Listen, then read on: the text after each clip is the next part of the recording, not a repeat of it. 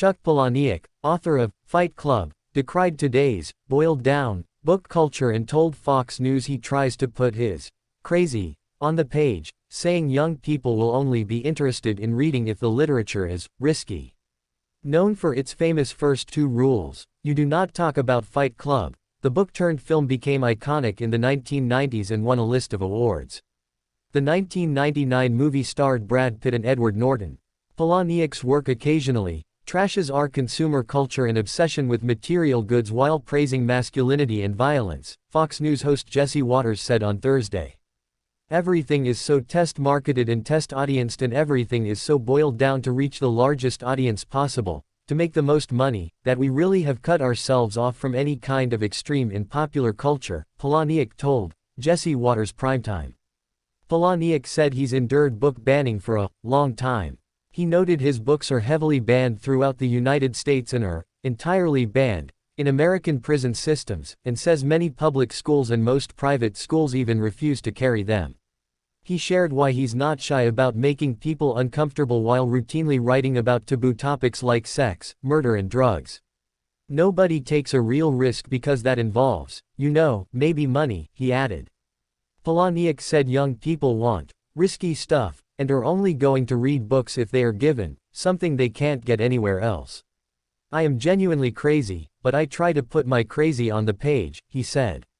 Palahniuk's new book, Not Forever, But For Now, is a horror satire and was released Sept. 5. Next related topic 2. Brad Pitt recalls smoking a joint with Fight Club co-star Edward Norton ahead of film's 1999 premiere. Brad Pitt is taking a trip down memory lane.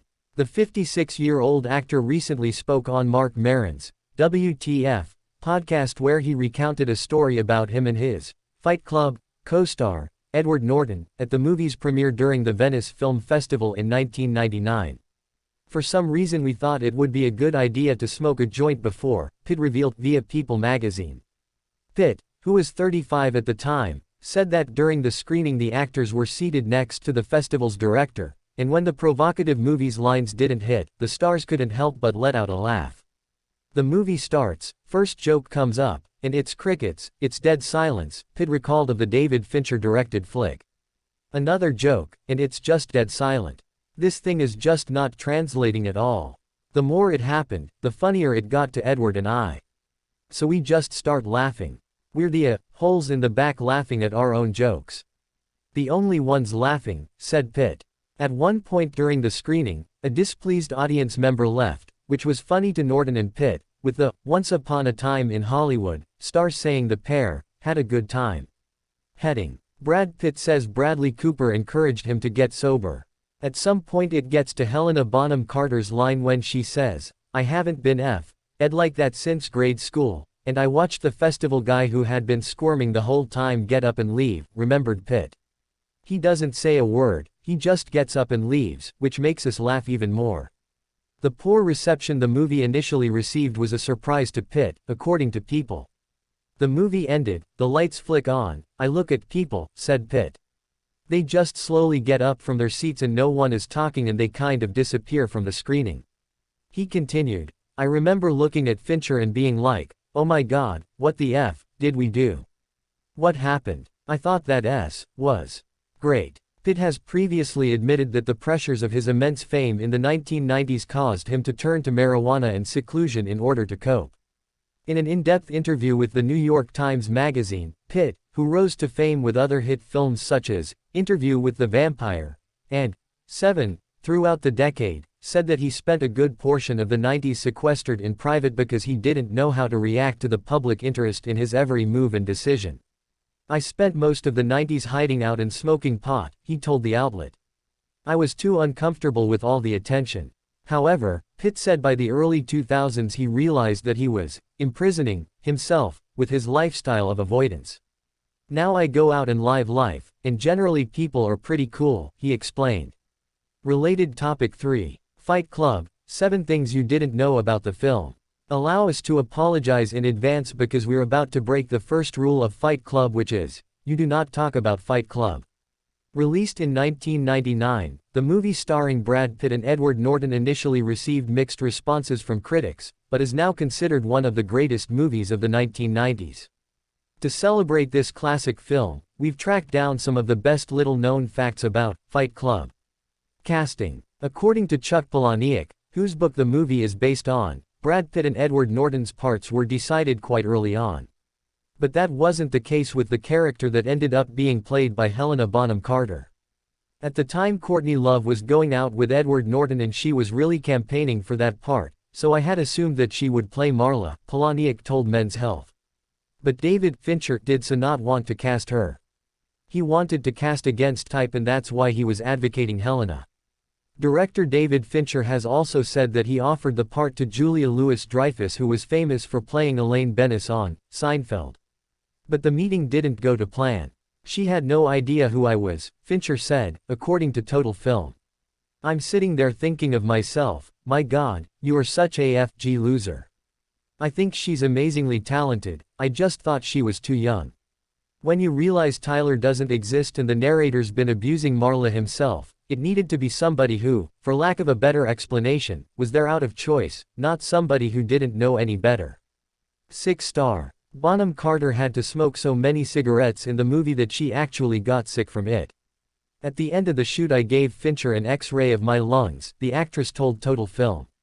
I had to have an X-ray because I got bronchitis, surprise, surprise, during the 6 months of filming. And Fincher does so many takes and lots of smoke shots. He got obsessed with the smoke. It had to float in a particular way. So I was just always sitting there in a cemetery of cigarette butts. Salary difference. Pitt was paid 7 times more than his co-star, Norton.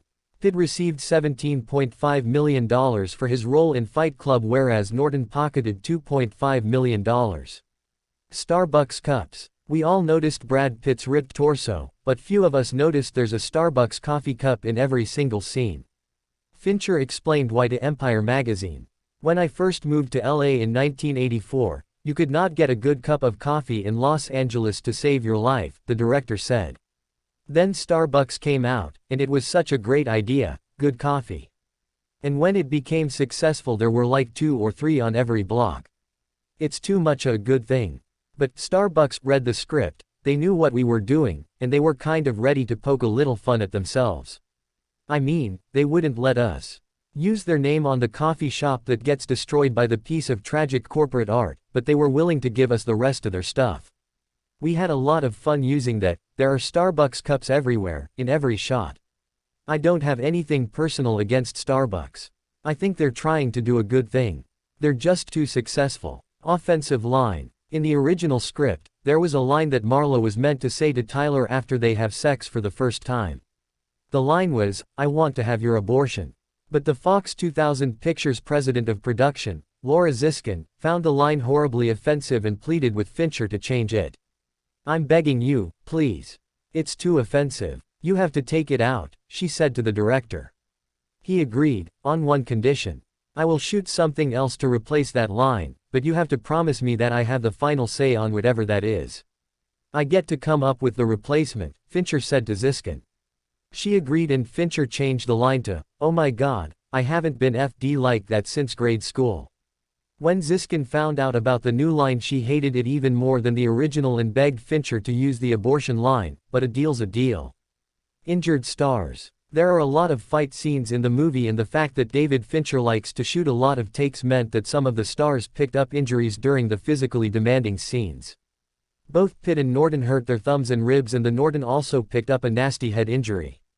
There's a shot in the movie where Brad throws me through the toll booth of a parking lot and I crawl under a car, Norton recalled to Total Film.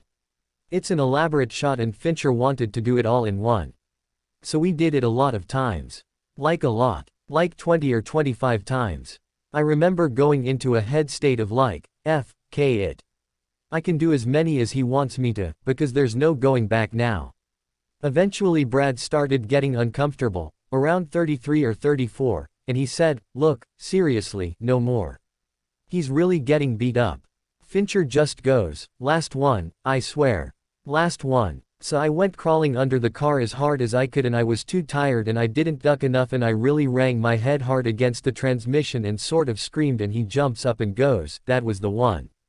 Jared Leto. There's a scene in the movie where Tyler is talking to the Fight Club members and says, "We've all been raised on television to believe that one day we'd all be millionaires and rock stars.